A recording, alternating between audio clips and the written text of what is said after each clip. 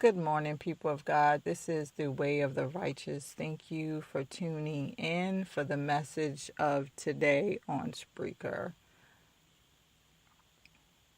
I want to just highlight a Facebook post that I came across on yesterday.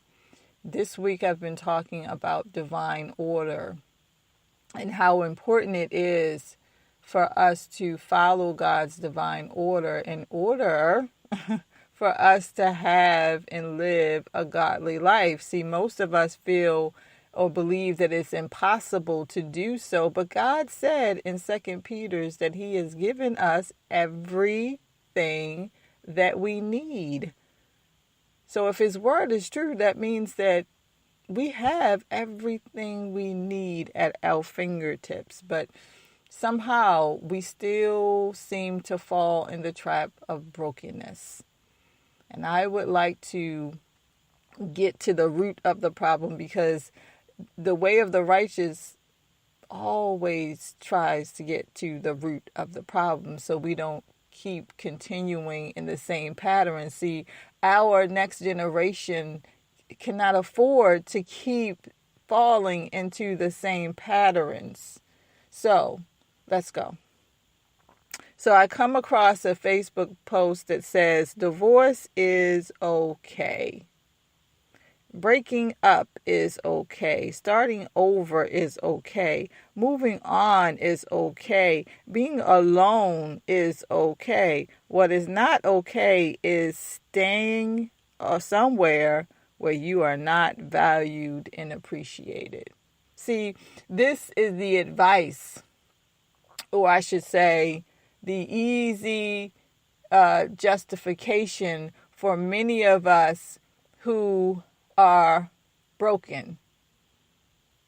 This is what we call wise counsel of 2019. Well, actually, it's been going on a lot longer than that, but this is what we tend to gravitate towards. Very easy. Divorce is not okay. I'm not speaking from theory. I'm speaking from experience. And most of the people who have experienced divorce will tell you that it is not okay. Jesus said that in the beginning it was not so. See, Moses gave the law because of the hardness of your heart. Why? Why? Because people were not willing to forgive. People were willing to abuse and be abusive, hard-hardened, more than they were willing to forgive. See, in divine order, it is that forgiveness. It is that continual cycle of unconditional love that strengthens us and mature us in the things of God. So we must understand that trials will come. Will. One of the stumbling blocks to your faith is believing that trials will never come. And when they come, you jump off the track. When they come, you switch partners. When they come, you say, never mind, I don't want any of that, when you don't understand that it is the trial that strengthens your muscle. It is the trial that makes you more wise. It's the trial that makes you the hero who can stand in the face of heartache, of brokenness, and say, no, thank you. But if we run away, we never get to exercise that. It's as if your teacher gives you homework and you say, no, I'm not going to practice.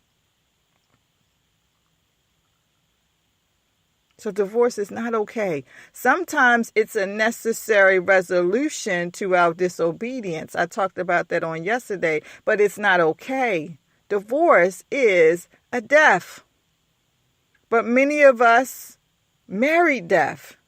If many married, we are supposed to, let me say it that way, we are supposed to be married for a lifetime, not a moment.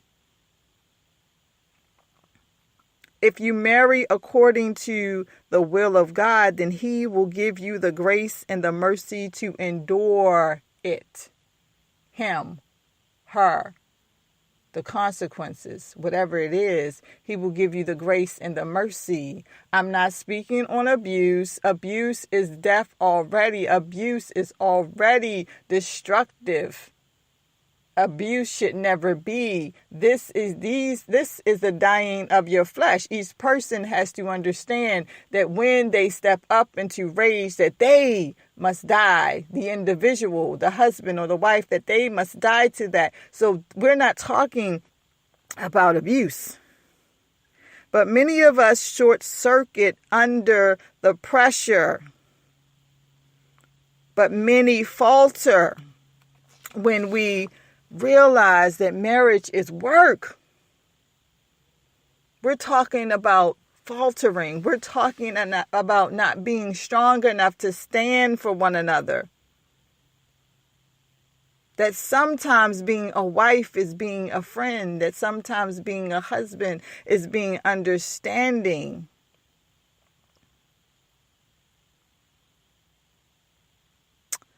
Breaking up is not okay. I know it sounds good in theory, but it is the pulling away of limbs that will never mend again except by grace. Not your grace, not his grace, not another person's grace. God's grace. And it's a fight to get up from those with those broken legs. It's a fight to pull yourself out of a pit. And you can't do it with another person. You can't do it with drugs. You can't do it with sex. Only God. But most of us don't know how to reach for him, because we haven't stood the test. Because we haven't been able to look at trials in their face and say, God, help me, help us. This is the testing of our faith. This is the maturing of our being, our character. It must be done with love. Moving on is not okay. It's lonely and it's hard. I'm not talking about abuse. Abuse should never be. If it's abuse, it's abuse. It's some sign of the abuse has been there long ago, and you should not be there. We're not talking about abuse. We're talking about two people coming together under the pressures of life. And it's not always Cinderella. It's not always rainbows and butterflies. It is two people learning how to love unconditionally.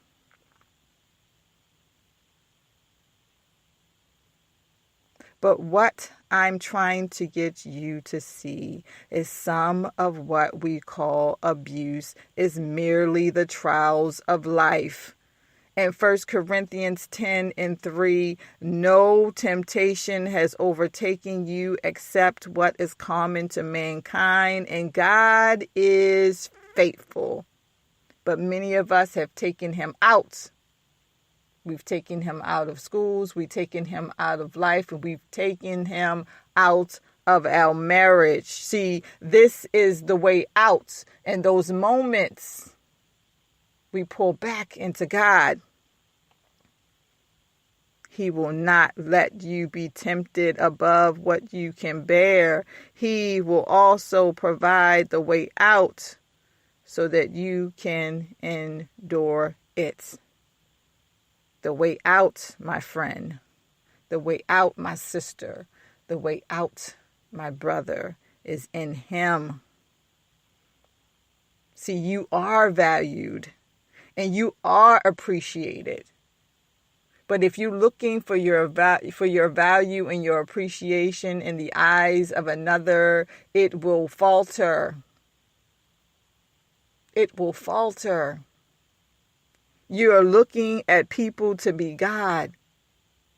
See, you brother, you sister, must stand on the solid rock, knowing that you are appreciated and valued by the Father of this universe, by the God of Israel.